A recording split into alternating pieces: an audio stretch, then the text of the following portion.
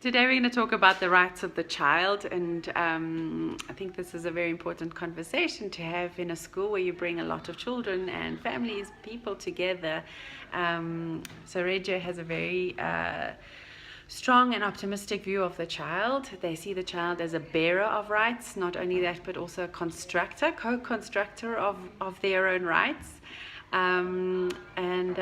This sometimes sits opposite to even our very robust constitution in South Africa, which sees the child as more needy, has special needs, or has needs to be protected, and to basic rights like a name, sanitation, things like that. Which, this is very, very important in our country. But I think that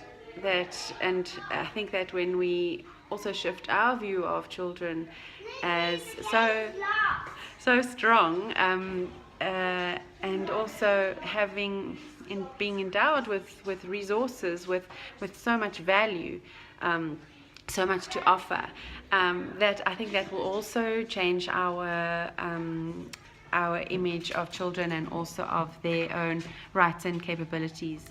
This week we talked about this concept of freedom, and the children really loved to share their views about this word and about this philosophical concept. What is freedom?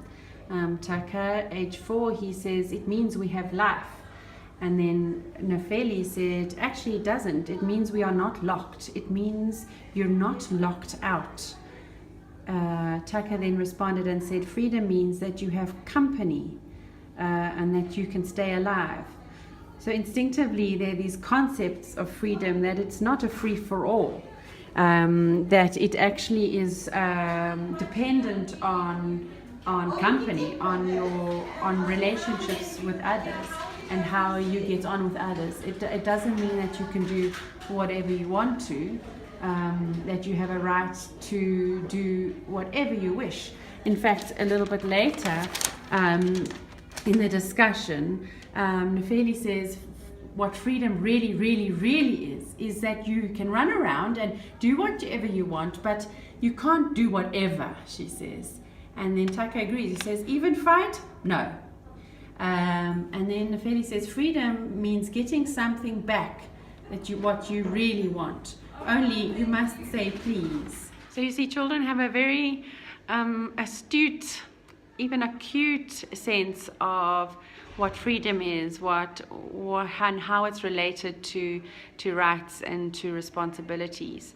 They intuit it, and I think they bring with them an understanding already of what it means to be truly free.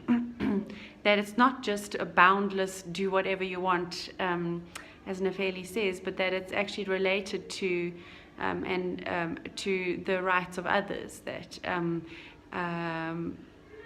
they see themselves as part of something else as well.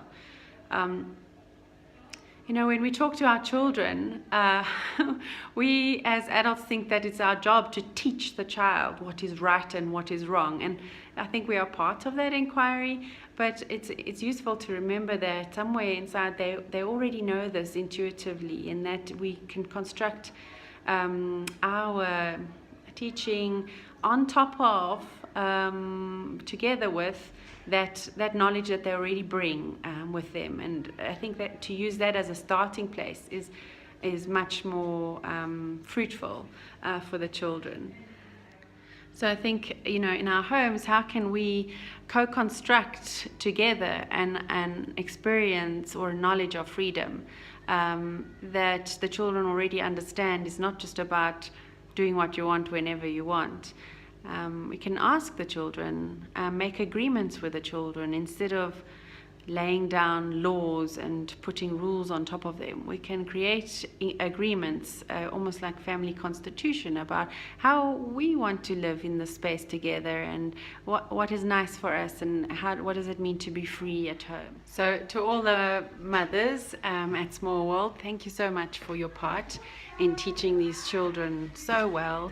And you can see by their beautiful, well-developed moral compasses that you are doing such an amazing job of raising these citizens of our country into socially minded, caring, respectful young men and women. So happy Mother's Day, and we can't wait to celebrate with you and at our Mad Hatter's Tea Party tomorrow, but also hope you get sport rotten on Sunday by your families and by your amazing children. Happy Mother's Day.